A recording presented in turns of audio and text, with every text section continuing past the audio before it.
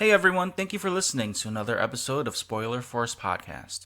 You can find more episodes on any major podcasting platform such as Apple Podcasts, Spotify, iHeartRadio, SoundCloud, and even on YouTube. Don't forget to subscribe and make sure to follow and like Spoiler Force Podcast on Facebook. Hi, this is Dustbunny, and you're listening to Spoiler Force Podcast.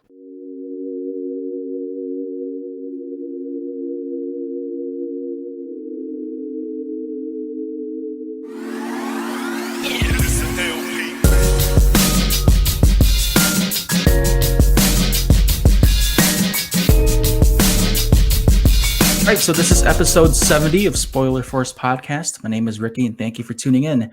This week's guest is someone that I've met all the way back in Anime Expo 2015. She is a professional cosplayer and costume designer. I'm very happy to have her on. She's from LA. Let me introduce my guest here, Dustbunny. Hello. Thank you so much. Yeah, thank you so much for doing the podcast here with me. I know that when I reached out to you, it's about like almost a little bit less than a week, and you were available this month, so this is great. For any of the listeners that are either watching or listening on Apple Podcasts, Spotify, or any other major podcasting platform, I do want to let you know that this is a pre-recorded episode about almost 2 months ahead. I'm going to be dropping this sometime in October, which is perfect because it'll be around Halloween season. So that way, this will clear up any confusion that you guys may or may have as we talk about what's happening today during this recording versus when you listen to it during the release. So I did want to mention that I met you for the first time back at Anime Expo 2015. I've mentioned this story to like multiple listeners and on like my live streams and stuff, but actually you were the first cosplayer I met at that event. It was on a Friday. And you were at the I forgot what it was called. Was it the Cosplay Senpai area or like the tables there? I would have been at the Cosplay Senpai booth area, which wasn't in the entertainment. Oh no, it was in the entertainment hall where all the tabletop games were. Yeah, that's where it's at.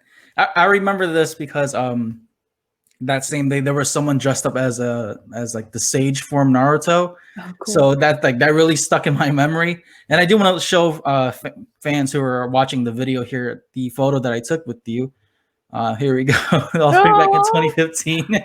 You were cosplaying the Sonico cosplay. Yeah. So this was actually, when I think about it, it's crazy that it's been 5 years since I've been there. But it's really great to see how much you've grown since then with your content and with your cosplays as well. I know that you've mentioned on other like interviews as well. Wrong one here. Here we go.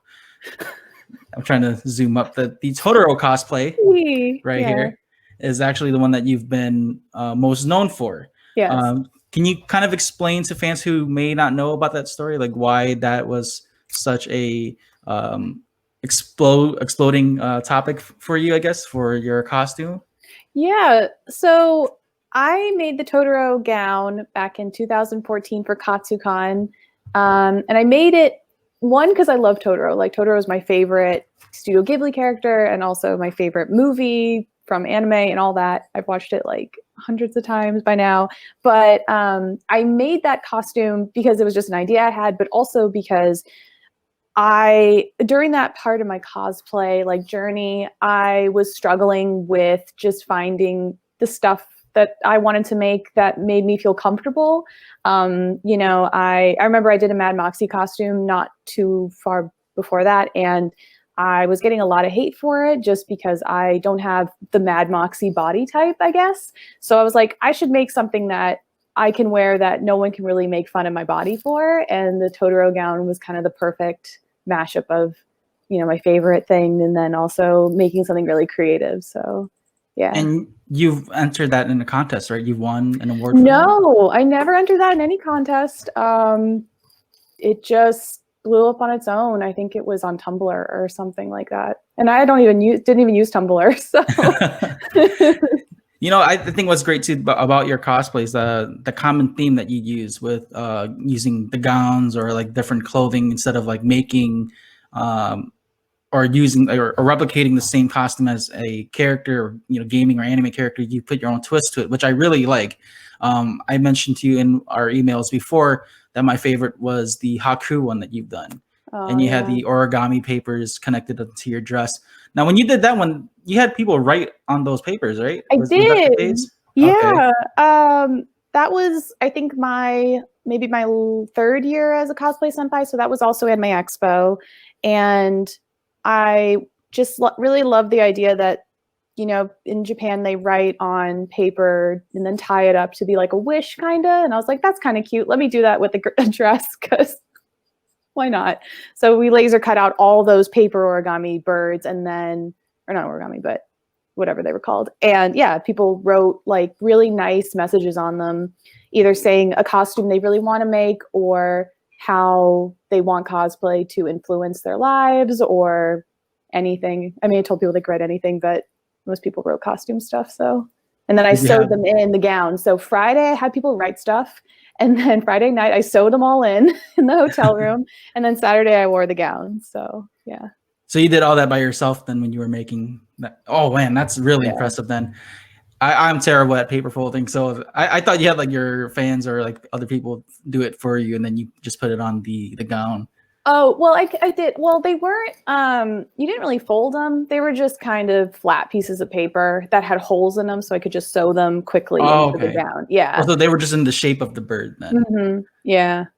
Like your other cosplays that you've done as well are like, you know, the Vaporeon and your Eevee Evolutions one. Like they all have like the similar theme. They're not exactly like how they look with other traditional cosplays or something, like, or it doesn't look exactly like the character, but you add your own twist to it, which is really cool. And like you said, you made it to where it's comfortable for you. This was actually a topic I wanted to cover with you too, about how like cosplay imagery, or like just how people represent characters and stuff, and how you mentioned that your Mad Moxie cosplay, you had heat because of it. Obviously there's trolls and stuff like that during these conventions as well that say rude things. Is that something that you were kind of pushing for as well, just like advocating like positive body image for cosplayers? Yeah, definitely. Because that really was the thing, is at the time it really did feel like unless you had a certain body type, it was really hard to come up in the cosplay community. And I've been cosplaying since 2003, so I kind of understood, like, if I want to really showcase my talents, I need to do it in a different way. And making outfits based off of characters, mostly animal characters, because they're kind of the funnest to convert. Like, this is like a Baby Yoda, because Baby Yoda's Baby Yoda. And and so yeah, it's a really good way to celebrate your body and to promote positivity, because it is really hard for someone to make fun of you. Because if you try to do like a character that's an anime character, a video game character, and translate it to real life in cosplay, and you don't exactly translate it correctly, like either proportionally or whatever, it's really easy for people to be like, well, you don't look like the character, so I'm gonna disregard any skill that you put into it or hard work or anything. And it's really hard. I don't think it's that way so much anymore, but for a long time it was like that. So yeah, and it goes for like a lot of for female cosplayers especially, just because they want to dress up like as popular pop culture characters, for example, like Harley Quinn or something like that. So like people that, you know, there's people who are so nitpicky, but they don't cosplay either. So like they get really judgmental about the characters. Like, no, you don't look like that, and it's not exactly source material related, or doesn't look nothing like that. Yeah, I mean, that also was definitely during the "you're a fake fangirl" time, where people were Can you like, explain that? Is that like just girls who seem like, does that regard to like the girls who pretend to be nerds? Is that what it is? Yeah, I think it had a lot to do with conventions, or I guess like booths hiring girls to portray characters to sell stuff. And that, and also, I mean, but that goes into also, they would hire cosplayers. And I think people got it confused, where they were like, oh, you didn't really make your costume. Oh, you don't know what this video game is. And people would quiz you. And I remember I got that where when I wore Mad Moxie, and I was like, no, I've played the game. I beat it like twice. So I've seen some of that at conventions where people would actually go to the girls at the booths and say, like, you don't know what you're doing. You're just, you're just someone to look at. Like it's like a physical thing. Like they kind of get sexualized just standing there, which is not something anyone should be doing at conventions anyway. But that's a great point too that you bring up, because what's your thoughts on that? Like, do you think cosplaying, is it something that you should just be dressing up as, or is it something that you should be creating? What's your take on that? I honestly, it really changed my view. Like when I first started cosplay, I guess I have to go way, way back to when I first started, where that you could never buy a costume. They just didn't exist. I mean, I struggled finding wigs. There was no Arta back then. There was, the shoes were like whatever shoes you could find. I mean, so back then you had to make your costume because that was the only option. And now you really can buy quality costumes and dress up. And I mean, I have no problem with any of that. I think the whole point is to have fun. And whether you buy something and alter it or make it all from scratch or commission someone to make it, it's no different to me. The only thing for me is because I judge costume contests all the time. Well, before COVID, I did. And so if you enter a costume contest, there are rules and you just have to follow those rules. I mean, some conventions I've been to are like, you only need to make 70% of your costume. So play with that. But I mean, you won't win a costume contest if you buy a costume. So now, before the rules before, like, was it 100% you had to make it yourself? It just depends on the con. Some cons are like a lot of smaller conventions, they don't care as much, but bigger cons and mostly anime conventions are very, you should make it 100%. If you commission something, you need to tell us that you had it commissioned. And it's just, honesty stuff to that point. It's not like for deal. Like credentials and everything too, like just that way people know like where you got the material from and all that. Not so much. I mean, that's never a question I ask. But I usually, as a judge, I can tell. Like if I look at someone's costume, I can tell if a factory made it or if they made it. There's just little things that you can see. So yeah. Now we're gonna take a step back here. I know you said you've been cosplaying since 2003, which is roughly 17 years ago, a little over 17 years ago, really. What got you started into this, like just cosplaying? Because before, cosplaying was never a big thing. Now, and recently, it's been taken off with so many people on social media just dressing up, and to the point where they're getting brand deals and stuff like that. So, what got you started? I guess for me, I got into anime and like when I was really young, like Pokemon and Sailor Moon and all that stuff. And then when I went to high school, a friend of mine told me, there's Katsucon is an anime convention and people, there love anime and you can buy like manga and DVDs and VHSs because those are a thing, and talk to other people who love anime and you can dress up. And I was totally into that idea because I love Halloween and I would make tons of costumes for Halloween. So I decided to dress up as Kagome from Inuyasha because that was my big series at the time. So I wore Kagome. It was the worst costume I've ever made probably, but it was all like hot glued together. And I mean, I did sew the skirt and that was a big deal to me. I even used my real hair because again, wigs were really expensive and also just really hard to find. And then, I went to the con. And I met a ton of people who loved Inuyasha, and I bonded with all these people. And I only went for one day, and my dad was there, and a couple of friends were there. And I left, and I was like, I need to come back and do this all the time. So, yeah. I remember like I wasn't a big Inuyasha fan growing up, but I do remember the Toonami like trailers or teasers where Inuyasha and Kagome would scream each other's name, like Kagome, Inuyasha, like just back and forth. That's what makes, if anything, that's what makes me think of Inuyasha is just the two main characters screaming for each other. Yeah. But if you were to go back and redo that costume, would you do it just to see like a before and after? Sure. You've grown so much. I mean, I think I even have her long socks somewhere, because that was the thing with that character. Was back then the Japanese schoolgirl fashion was long socks. So when my dad, he went to Japan for a conference, and I said, can you get me the long socks, because then I'll be really legit. So he had to like look, and he found them. So I think I have those still somewhere. So I probably could do their costume again. The hair would be kind of funny because she has those weird spiky anime bangs. So Right, she had the really big volume hair. Now, how does that feel though? Like now, when you think back, when you were a con goer, and now you're judging cosplays and being invited as a guest, how was that transition for you? It was. It's different. It's different.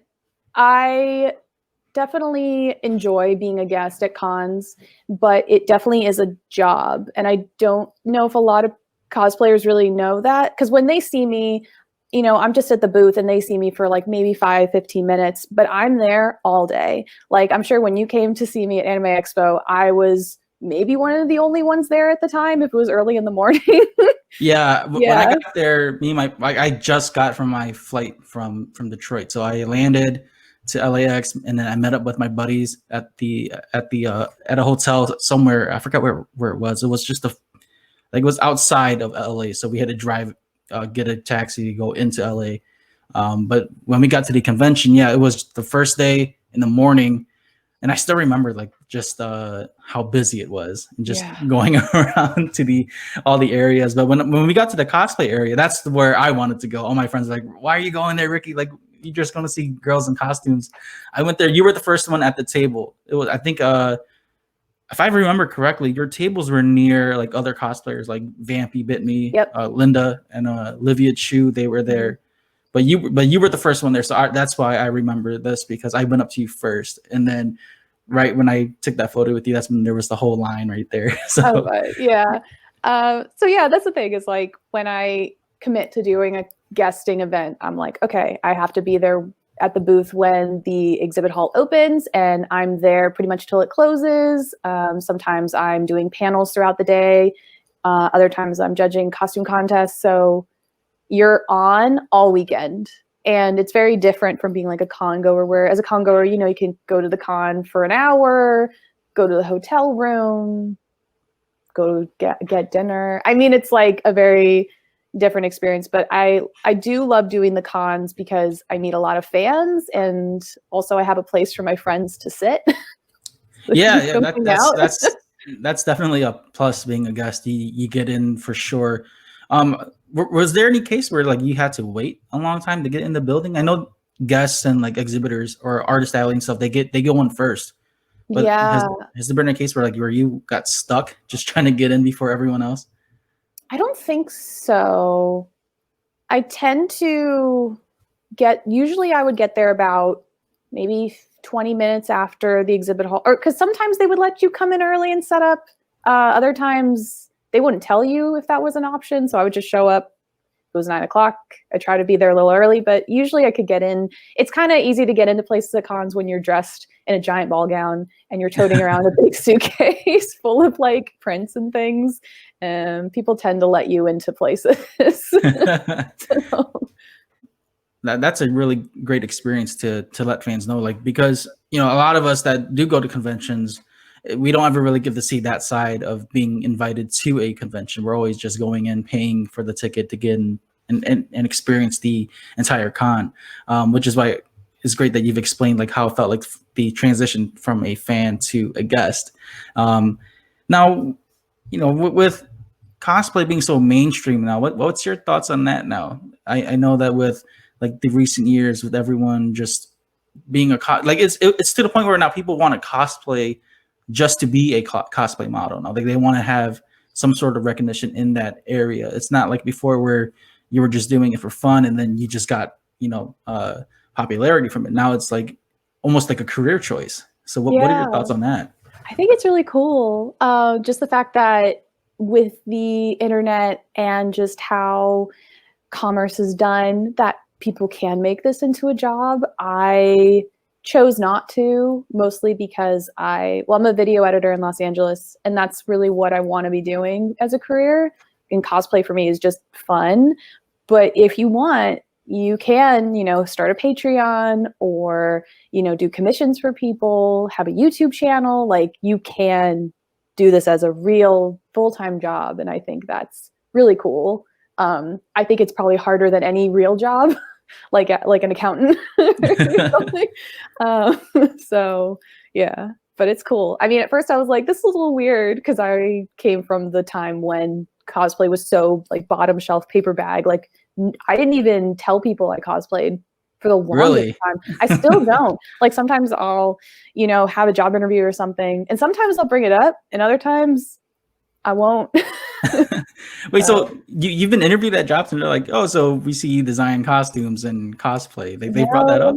They don't look that far. Oh, but they've probably seen your pictures or something, right? Well, like, oh, when they're like, can we have like your Instagram? Then they'll kind of piece it together.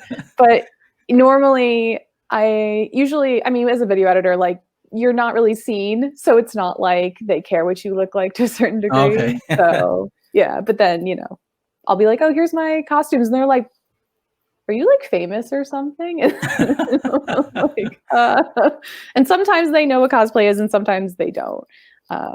So yeah, it just depends. So you're just cosplaying part-time now? It's not like a full-time thing? Yeah, it's always been really part-time. Like, I've always had a full-time job and then done cosplay on like the weekends. So we have a ton of cons here in Los Angeles. So not right now, but normal times, non-COVID, we have one about every month or two almost. So oh wow, yeah, I didn't know that. It's like a lot.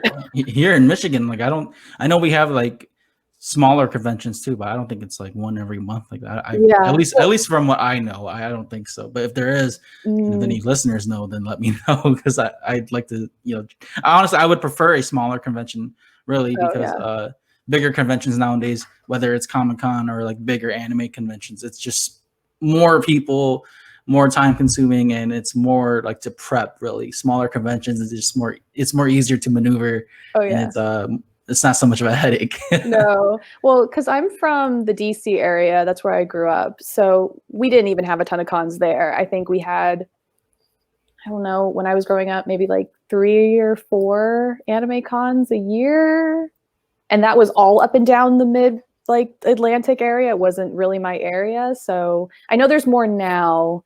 But I think because Los Angeles is such a hub of media, it's just an excuse for more cons to be here. And they're all different kinds. Like, I didn't even go to comic conventions until I moved to Los Angeles. So okay. Do you prefer anime conventions over Comic Con conventions, or do you think it's the same to you?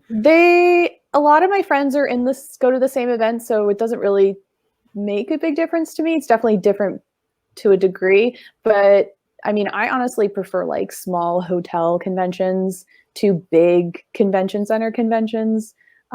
We don't really have any in Los Angeles anymore, like any small events. We have like a couple, like there's Ronin Expo, and that's in Little Tokyo, and that's more of like a mall con, you know, the kinds where you go to the mall and it's like, I don't know, like 200, 300 people maybe throughout the day. Okay. And those are cool. That's a nice setup, because I've walked through Little Tokyo the year I went to Anime Expo with my friends, and just if I'm picturing right, there's like a lot of outside places, and the stores are all like pretty close together. So it's almost like a village, sort of like where you're walking through. Really so I think the scenery there is really good for like photographs and for just a small convention. That's actually a pretty good spot. I never thought that they'd host at that area, because I know like with Little Tokyo, there's a lot of Japanese themed material there, merchandise there, and all that stuff there too. Now, and food. I had ramen there. I forgot what the shop was called. I had ramen there, and that was the first time I've ever had like real authentic ramen. And I never went back to the packaged ramen since. Oh, They're just a huge if you ever come to Los Angeles, you tell me. I mean, non-COVID, but if you come out here, you'll tell me, because I'll take you to all the like my favorite places in Little Tokyo. They're so good. I love that place. Now, you said you've judged cosplay panels before. Is it how was that like? Was it just do you feel like you have to pick and choose sort of, or is it based on just the material or the artwork that the person that has or makes? I mean, the thing is, I didn't realize how different every con does costume contests until I started doing so many. There's no real, like sometimes there's the categories where they break it up into like masters, journeyman, novice, and then there's like a first, second, third within that. And other cons, they do a best of Friday, a best of Saturday, and other cons they only have 1 or 2 awards. So it's always a different challenge every time. And sometimes there's so many entries that you forget people because there's just so many, and it can be really difficult. But that's usually why you have a panel of judges. It makes it really easy to, everyone can bring up like, oh, do you remember this one? They're like, oh yeah, that person. Okay, let's move them up here or whatever. So yeah, I mean, I know there's some cosplay judges out there who are very particular and they'll like flip seams. Like that was a big thing I remember back in the day, but I'm mostly one of those cosplayers where I'm like, or a judge anyway, where I'm like, if you are 6 feet away from me and it looks good and I don't see anything falling off you, you have a pretty good chance of making it pretty far as an award's concerned. So is it randomized for you since you judge cosplays, or do they already tell you like, oh, you're going to be in this division or you're going to be in something else? Usually the cosplayers pick based off of how many awards they've won in the past. So I think novice normally is 1 award maybe, and journeyman is 2 novice awards, maybe 3, and then masters are like you've won big awards at maybe smaller events, or you've won a ton of awards, or you just feel like your costume is a master's level costume, which, I mean, good on you if you think that's the case. But a lot of times, honestly, sometimes I'll bump up cosplayers if I'm like, oh, this novice is like really, really good. We're going to bump them up to a journeyman. Like you can kind of do that. And kids are also a separate category normally. So you're not judging adults with kids, because a lot of times the kids don't make all their costumes because, I mean, they're kids. have you ever had like a contest where it was like that, where everyone was just grouped together as one? Maybe. I don't remember one particular, but I'm sure it was something like that. But yeah. How about when you competed? How was that for you? Were you pretty nervous? So nervous. Oh my God. Like I think even now, some days I go, oh, I might just do a contest and enter, and then I'm like, no. It really like shakes you, because you have to work on this whole costume, and then you submit it, and you have to stand in front of the judges in a room, and you have to explain to them like how you made everything and be clear about what you made and how you made it and sell it as best you can. And then you just wait. Like a lot of times the contest will be maybe a Friday, at least at anime conventions, a lot of times it's like this. It'll be a Friday, and then you won't find out if you win anything till the masquerade Saturday night. So you're waiting like a whole, I don't know, more than 24 hours, more. Like usually the contests are in the morning and then the awards are later. So it's your they only go up based on the one viewing. That's it. They just take a look at your costume once and then, all right, you're good to go. Well, it really depends. Well, so there's 2 categories normally. There's like a craftsman, where it's you just go into a room and we look at the costume and we analyze like how you made stuff and all that kind of things. And then there's the masquerade, which is show. So it's more of a, you go up on stage and you do a dance or a skit and you're judged off of that. So that's why it's always so confusing, because there's so many. And even a lot of anime cons have what's called a costume hall contest, which is not a masquerade award. It is just a craftsman award. So you're not performing at all. You're not even going on stage. You're just in a room with the judges and they're analyzing your costume, and that's it. So yeah, there's a lot. You haven't had any incidences, right, where I don't know, where like a prop maybe fell off or something like that? Or like any mishaps during a contest? Think about that. I remember, okay, I did the masquerade at Otakon. I want to say it was 2008, maybe 2009. And I was in a big group of Kingdom Hearts characters. I mean, the whole cast. And I remember we had signs and we had to lift them up at some point. And I believe they were backwards or reversed. So they didn't spell out the word they were supposed to spell. So like, I remember that happening, but I like played it off like it was on purpose because honestly, our skit was just so silly that it might have worked. I never saw a video of this, so I don't even know how bad it really was. But I think that's the only time anything's really gone amiss with a contest like that for me. I mean, I definitely have seen things fall off before, but I'm very much in the way of like, make sure everything is secure before you leave, because if you leave and it's broken, you can't fix it. Like that's kind of the mentality I have, is like, let's test everything, make sure nothing's going to fall or, break. Oh, actually, now that I think about it, I did have something break once on a costume. I did Nell from Bleach, and she has that skull hat on. And I remember it wasn't like secure to my head or something. And someone like came up behind me and like hugged me. And then it like fell off my head and like broke. But I was able to fix it. But it's fine because her skull's like kind of cracked anyway. So it was chill. But I mean, it was really scary because I think it was the first hour I wore that costume. So I wasn't even like, I didn't even get photos yet. So yeah.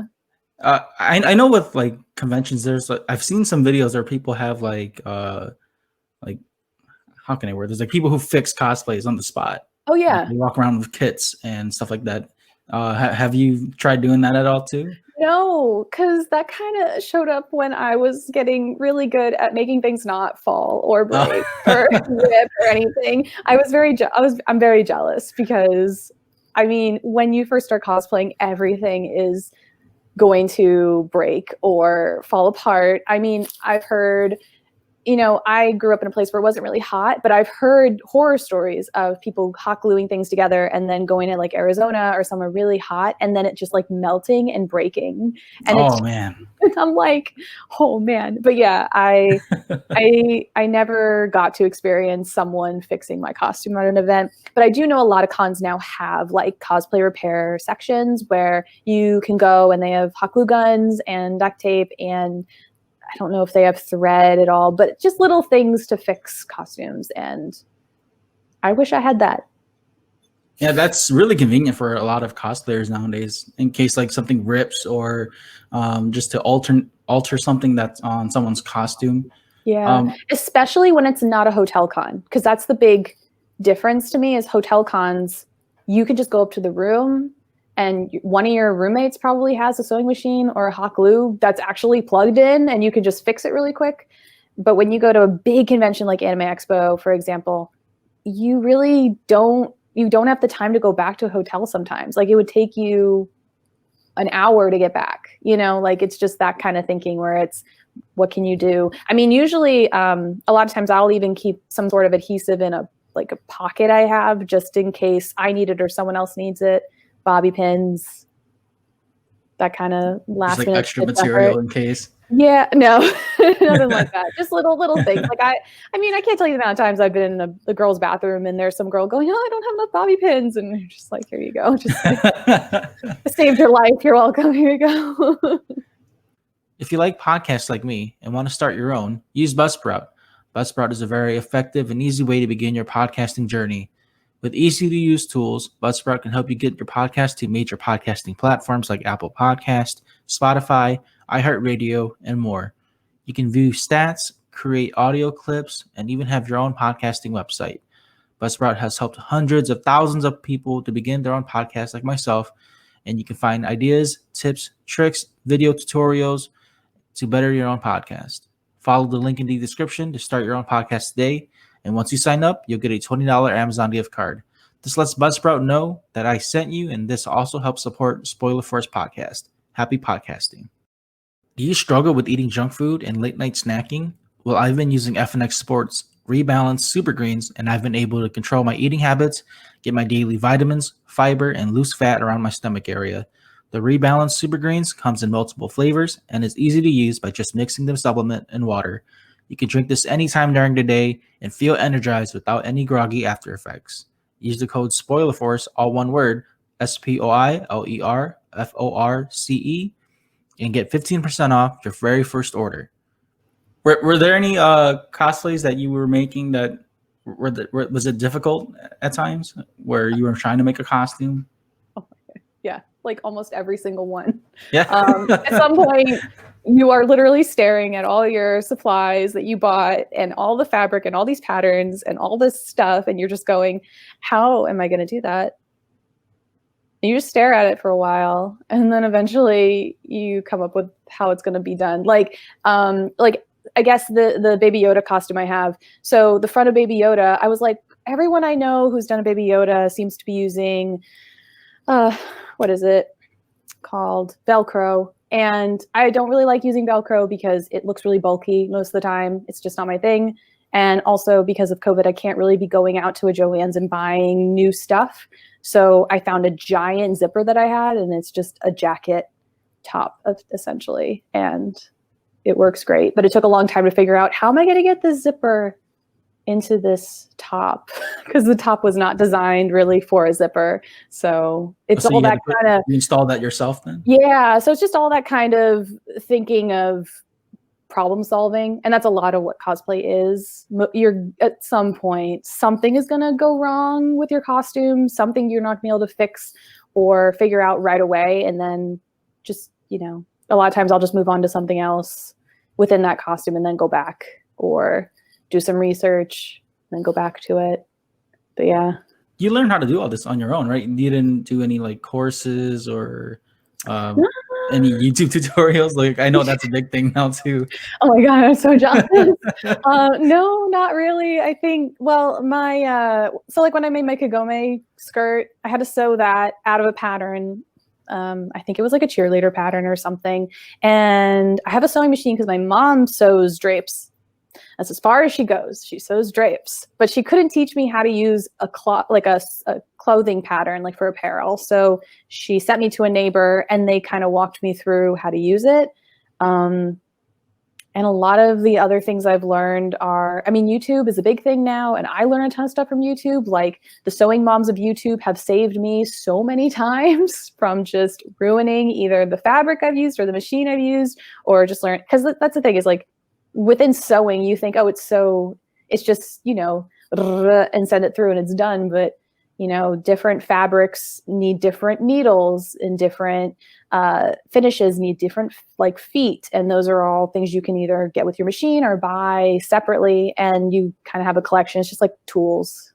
And yeah, so YouTube, never took a course, but I did study like costume design for theater in college, which I think helped me figure out how to do all these my own designs in general, because it was a good way to figure out, oh, what would they wear in real life, even though it's like a cartoon. Yeah, it's good to know like costume design really, because you know what material to use. You kind of see what and it goes for the look too. Like if there's certain material that doesn't have one example was like the Man of Steel costume, like the lady who made that, how the details were there and how it looks like it's a I guess almost like a metallic fabric when it's not. So it has like, it stands out. Yeah. And then also like when you create with different fabrics, like when you take photos, for example, then there's how can I explain? So it makes the look much different, like how when you would record a film and colors look differently. So I think that's. Oh, it's a big thing. I mean, my biggest tip that I've learned throughout the years is when you're going to make a costume, you should really buy the wig before you buy fabric or paint or anything, because that wig color is really going to influence a lot of everything else in the costume, because it is true, like if you take a photo inside or outside, the colors are going to be different and you can't really influence that so much.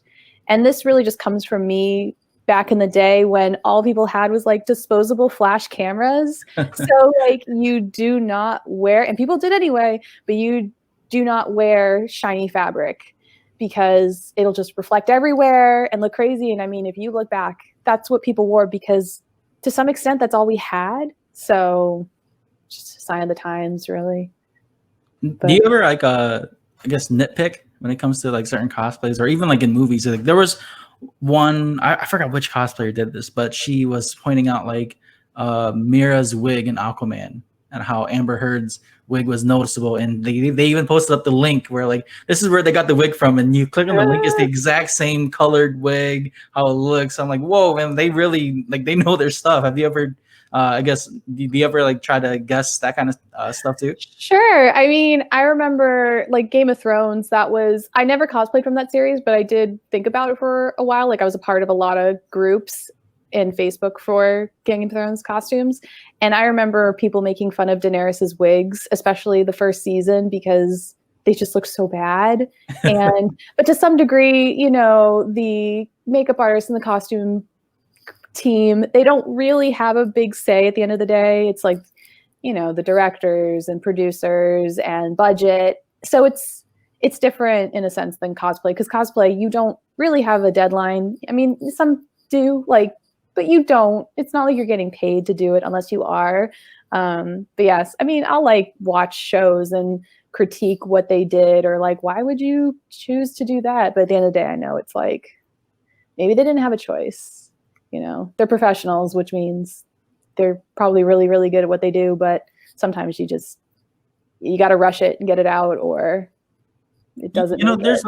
There's this thing too that I've seen on social media where certain cosplayers would do their costumes or even makeup art much better than how, for example, costume designers on film sets would do. And there's been a lot of comparisons of that lately with why can't this person, for example, there's one cosplayer that I like. I really like her style is Allison Tabitha. I think that's her name. She does makeup and some of her costumes that are known is her Wonder Woman costume and her I'm trying to think of another one that really stuck out. It's her Johnny Depp stuff. Yeah. She's really cool. I see her stuff all the time. Yeah, so there's been talks of why can't a cosplayer, for example, like that who can do makeup and costume design be a part of a film set or something like that, versus someone who, because sometimes like you've said with Game of Thrones, sometimes you notice some of the material they use don't really work out, or they definitely don't look great on screen. Yeah, I mean, there's really nothing. I don't think there's really anything to really stop them. I mean, the entertainment industry is a whole thing. So my prop maker, who I've been with for 9 years, something like that, he works in the entertainment industry and he works on all the big movies. But he only really got into it because I told him one day, you should make my props because you're pretty good at it. And then after so many years, he got really good, and then he was able to land a gig, and then that just turned into more gigs, and it's a network thing. And I'm sure if you're really, really good, people will reach out, but also there's unions here. There's a lot of rules. So it's not like people can't, it's just, you have to pay your dues in some way. And also it just depends on where you work. Some studios are union and others aren't. I know cosplayers that work and do props and also make costumes, and they're really talented. Some of them really aren't well known, but they're just really good at what they do. And you'll see their stuff, but you won't know it's their stuff. You know what I mean? Right. So it's kind of like a choice. If you decide, instead of cosplaying, I want to make costumes for set, that's cool. But you're not going to be the face of the costumes, the actor is. So and you're making it for someone else. So there's a lot of choices there. So yeah, sometimes you might not get the credit, but then unless you have super fans, then they'll notice your artwork. Yeah, but there's NDAs. I mean, there's so many things. I mean, yeah. Is that something that you considered at all? Like, with making your own costumes, has that crossed your mind at all? Like, if you wanted to take it up a step further? I thought about doing that for a while, but I just ended up landing more in the like editor position, and I'm pretty happy with it. Because honestly, being an editor is really nice because you do use creativity and all that, but at the end of the day, I can go home and work on something like a costume that I really have passion to make, and it needs that creative attention. So usually I can tell when work is demanding a lot more, because I will go home and just go to sleep instead of working on costumes. But it's the same brain to me. It's like you cut video and then you cut fabric. You cut a wig, you cut music. I mean, move it around, flip it upside down. So are you working with just like independent groups then, or are you with like a major or minor company at all when it comes to video editing? Well, I freelance right now, so it's Okay. a bunch of different companies. Yeah. Have you thought about like doing that stuff for like YouTube and just putting up like a highlight reel and stuff like that of your work? I mean, I have like a reel that lives like on LinkedIn, and then I have my work that's all over the internet. I mean, I've been doing editing for a pretty long time. Not as long as cosplay, but a long time. So it's around. Yeah. Was that just something that you just decided to do then, apart from cosplay, just get into like the behind the scenes stuff and all that?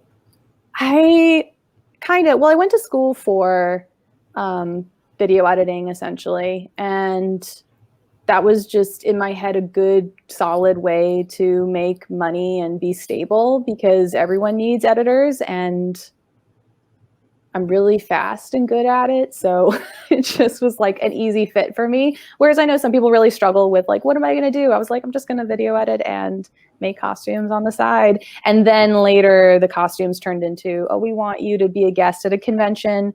But that's when the freelancing really helps, because I can kind of balance the two.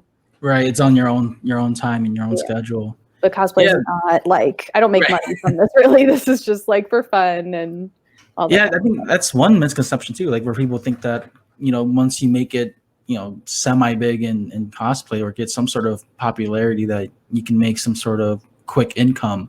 There are some cosplayers who do make pretty decent income, but overall, I think this field, like we were saying, getting brand deals or getting promotional stuff, like you have to really grind out for this kind of career when it comes to cosplay, because now that it's so big, everyone's doing it. Yeah. And it goes the same thing with like just overall the entertainment industry, especially with the internet. Everyone that wants to do, like, for example, a podcast, or everyone wants to be a musician now, or again, like a video editor. So like there's more and more people doing it every day. Do you feel like, with this door being open for so many people to do multiple creative things, do you think that's a good thing for a lot of folks who don't want to do like just typical jobs? Because I know being in LA, I know that the creative scene must be really big over there. Oh yeah. And I mean, that was also a big reason why I didn't commit to cosplay as a full-time job, because Los Angeles is very expensive to live here. The apartments are very expensive. Most of the cosplayers I know who actually do very well don't live in LA. They live anywhere else.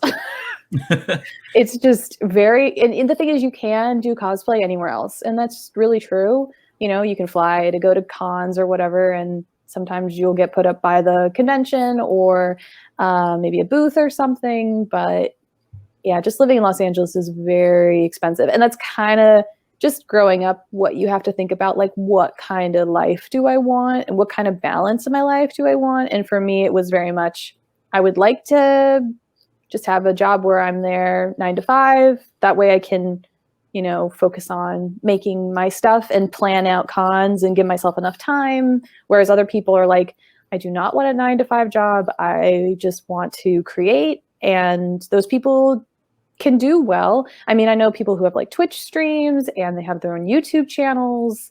So it's possible. It's a hustle.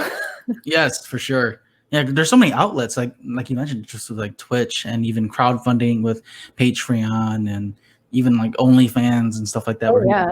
Like doing multiple things just to bring in some sort of revenue.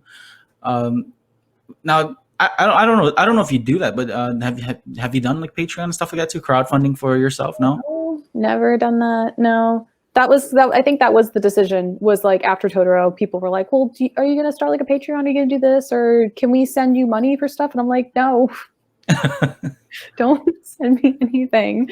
Yeah, it was a decision. It really was. I was like, "Do I want to do this?" And then I was like, I'll think about it. And I thought about it. And then I landed a really good editing job. And I was like, I'm good. I'm just going to do this and build my skills there, because it is important, I think, to have multiple skills where if something was to, that's especially with the way the economy is now, it's really important to have multiple places where you can go to get money to live your life.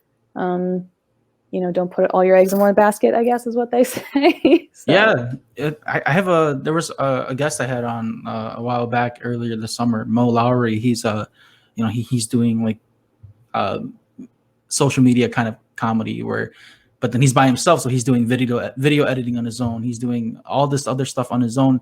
So you're kind of like growing your skill set of not just being an entertainer or cosplayer, but you're also doing all the software stuff, learning all of this stuff. And that way, if you do have something to fall back on, you can kind of like, oh yeah, I have experience in this too. So it really does help out at the end. Now, with all this, like, did you ever feel like you were gonna blow up like this too at one point, where it wasn't like expected or anything? No, it's never expected. It's maybe an accident. And I made the gown, and honestly, most of the people in my life were like, that's really silly.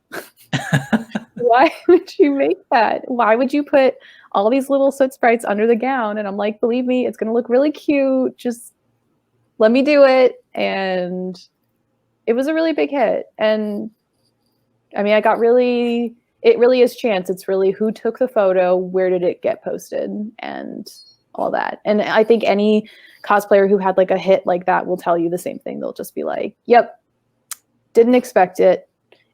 And it's kind of scary at first. And then you're like, okay, this is cool. And I was very lucky that I did such like a wholesome character, because I don't remember really seeing any hate at all, because I don't think anyone can hate on Studio Ghibli characters. Like overall, like everyone loves Studio Ghibli. Like, and but speaking of that too, like now they're on like streaming services like HBO Max and stuff like that. So all the hype's coming back. I'm even wearing like a Spirited Away shirt. Yeah, so here we go. Yeah. So I bought some Studio Ghibli stuff like Princess Mononoke, Spirited Away. Like I bought some merch from that. Yeah, it's crazy how like everyone's picking up on old school anime now too. Like even I don't really consider Avatar an anime, but it is like anime themed. And that's getting hot again too, with being on Netflix and all that. So everyone's getting back into that kind of stuff. Are there currently any animes that you're watching at all, or do you even have time to watch anime? I've had quite a lot of time to watch anime in quarantine. The nice thing, here's the nice thing with being an editor, I get to work from home and it's chill. So I've had a lot more time not being in traffic.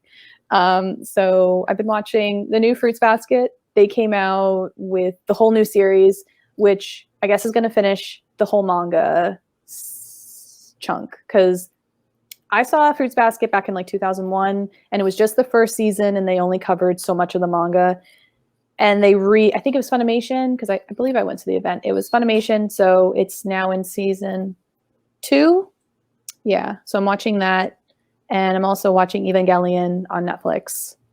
Yeah, I started watching that too. Honestly, I've never watched it growing up. So well, me either, because I just don't remember it being available at all. And now I kind of know why. It's really I heard good, like some of the themes for that anime is like really like real life kind of thing. Like I think there's like a lot of realism with that anime. So that's what kind of drew me into it. So I wanted to watch it, but I'm so distracted with everything else too. Like I'm currently watching, I'm trying to right now I'm just watching a lot of the mainstream stuff right now. So like for example, like Run a Girlfriend. That's what I'm watching. Oh yeah, I haven't seen that yet, but I want to. It looks really good. I never thought that I'd get into rom-com animes because I've always been like, the typical shonen, watching like Naruto, Dragon Ball Z and stuff like that. But watching like stuff like rom-coms like that, and even like the movies, like Your Name and Weathering with Thee, watching those movies and stuff like that. So getting back into that, it's been really not so much like life-changing, but my perspective on all sorts of anime themes has changed. And I think that's what's great about anime too, is like there's a genre for everyone. It's not just like, it's not like comic books where it's, majority is like superheroes and stuff like that. There's everything for everyone. Yeah, it's the cool thing with anime is that's the thing. So like in Western ideology with it's like cartoons are for kids, and that's definitely changing. But I remember when I watched anime, even my mom would just be like, "Isn't this for like kids?" And I'm like, no, this is not. I'm watching like, what was I watching? I don't even remember anymore. Tenchi Muyo or something. And it's this is not. I love that series. It's really good. And that's the thing is like even anime does, the rom-coms and like the love stories very well. And it's just not something that we see a lot of, even with cartoons here. It's more funny and comedy, not so much serious, which is why Avatar, I think, did so well, is because they really hit on a lot of heavy topics that are kind of more relevant now than they were when I first saw the series. So yeah, especially with everything that's going on today politically too. I think dropping Avatar on Netflix is perfect timing for everyone to watch. Yes, but Zutara, that's still the thing. Just didn't happen, but is that what you're going for? Because I think so too. I think that was like a low key thing to see if fans were like gonna push for that. Oh yeah. I always thought that was the case, but nope. That's the thing. Yeah, no, I think even the voice actors, I think, thought that was what was going to happen in the end, and then they were like, "That's not what happened." But yeah, it was pretty disappointing.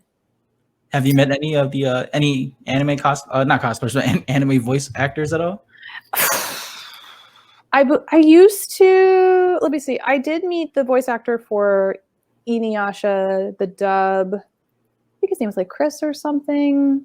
I've met the voice actor for like Gur back in the day, but I'm not like a big voice actor person because it kind of ruins the facade for me. Like I just like to, because I'm just like, oh, you were that person. You were like, oh, you were really nice to me, or like, oh, you weren't very nice to me. And then it may like ruin the anime. I just don't. I know some people that love that. Like I have a friend who is a big, like voice actor person. She knows what everyone's done, like their whole IMDb. But I'm just like, nah. Just like to see what they do and see, and then just have the illusion. It's nice for me. No, people don't. I guess from your experience, people don't do that to you, right? Or where they talk about having any bad experiences with you at all? Has it? No. I feel like I've seen maybe one where they were like, I met her and she was like in a mood, and I'm like, that could have been me. Because I know that having a social media presence, like everyone expects you to be a certain way or to act a certain way. Even I'm like that at times. I've had my fair share of like meeting certain celebrities where I'm like, whoa, that kind of ruined my experience. I try not to let that get to me because we're all human at the end. It's not like we're anyone's better than anyone.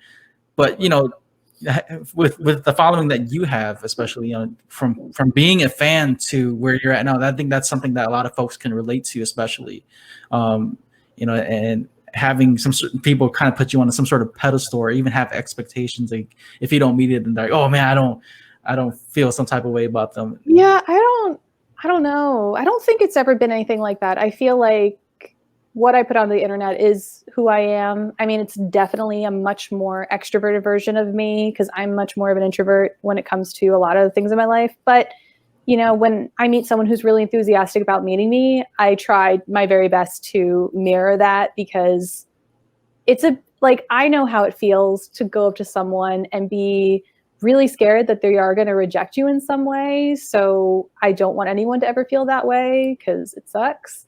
So I try my best to make sure I'm like on for that person. And yeah.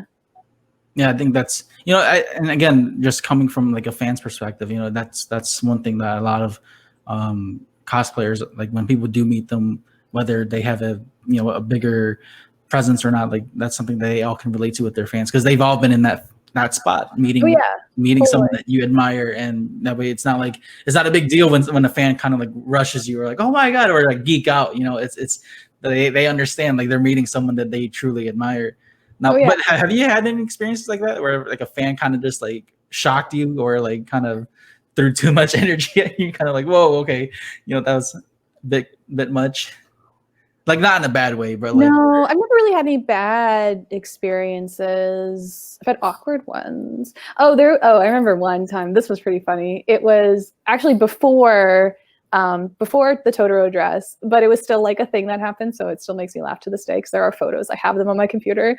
But I was Chun-Li, and this is at Anime Los Angeles, 2012 maybe. And there was this guy who was cosplaying as Ryu, I believe. Is that the character's name? I don't remember. It was another Street Fighter, but he was blonde. Oh, Ken. Ken. Okay, yeah. I was like, it's not that guy. It's the other one. And he came up to me. He's like, can you like kick me into the pool? Because there's like this pool. And I was like, I guess, like, are you okay? So I like kind of pretended to kick him, kind of, and then he just did this huge backflip into the pool, and it really shocked me because I was like, oh my god, like you're actually a skilled person. I was like, it was just it shocked me. I was really surprised. And then I guess, and I've seen martial arts before, like I did do that, but I was just like, oh my god, like he did this crazy backflip and is the pool and made this big splash, and everyone was like, oh my god. I was just like, oh my god. Yeah, it's great, to meet fans. Even like for me, like just podcasting, I'm not gonna brag and say I have like a lot of fans, but there are like one or two day one fans that that do like react to when they see me out there. They're like, whoa, it's like it's really you. Like, okay, yeah, but I'm not exactly how I am on like when I project myself on the podcast. I'm really more introverted. So I know. I think just in the geek community in general, we're all that way, and it's okay. And that's the thing is, that's why I don't think I've gotten a lot of hate at all, is just because if people did meet me on like my not so great day, it probably was because I was not having a good day. And sometimes they'll tell me when they meet me, they're like, are you doing okay? You don't look like so good. And they're like really understanding. So it's never been like, I met her and she was so mean. Like I've never heard that before or even seen it.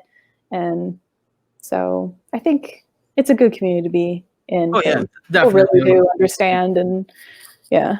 Overall, the anime and cosplay community has been some of the best experiences I've had.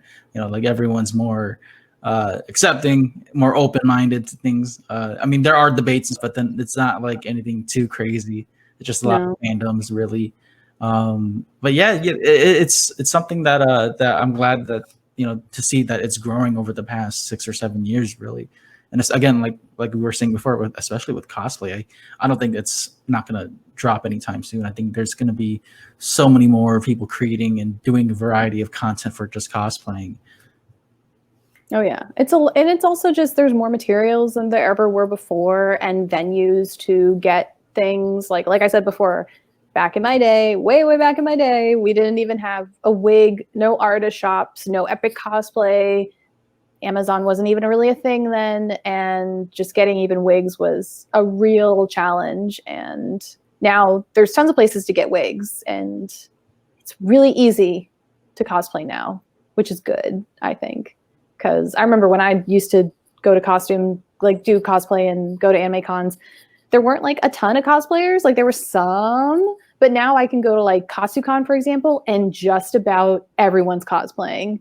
And I think it's really cool. I like it. I like to see everyone's costumes and it's such a good icebreaker too. Like especially if someone's like shy and yeah. like your experience with Kagome, like it's a good icebreaker for people.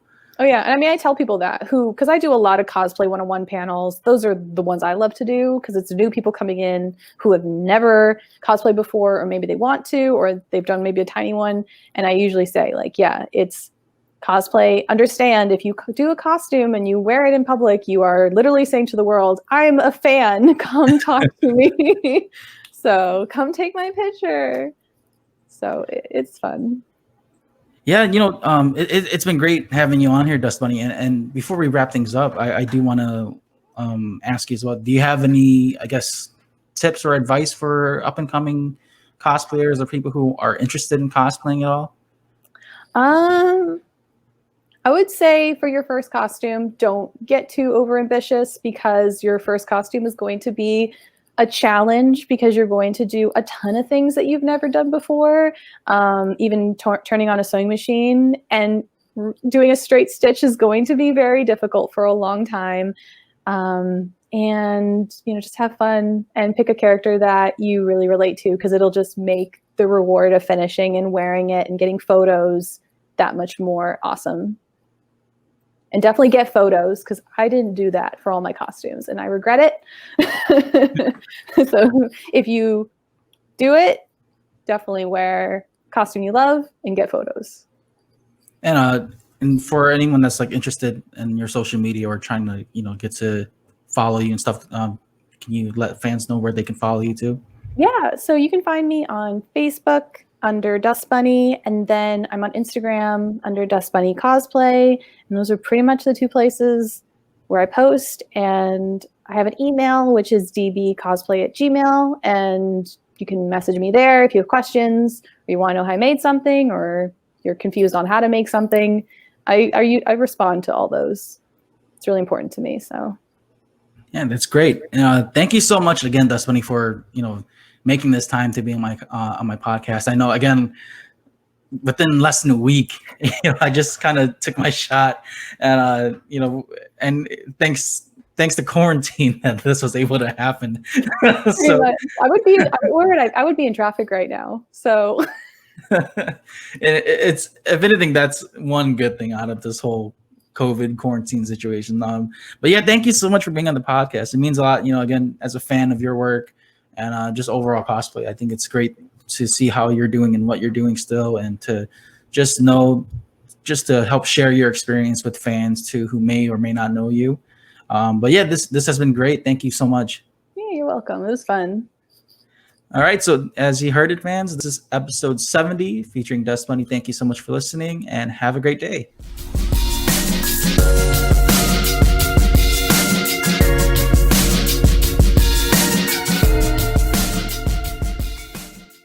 If you enjoyed this episode, make sure to follow, like, share, subscribe, and rate Spoiler Force Podcast. For comments, questions, or criticism, you can email me at rickyvang92@gmail.com or message me on Instagram at instagram.com/rickyvang92.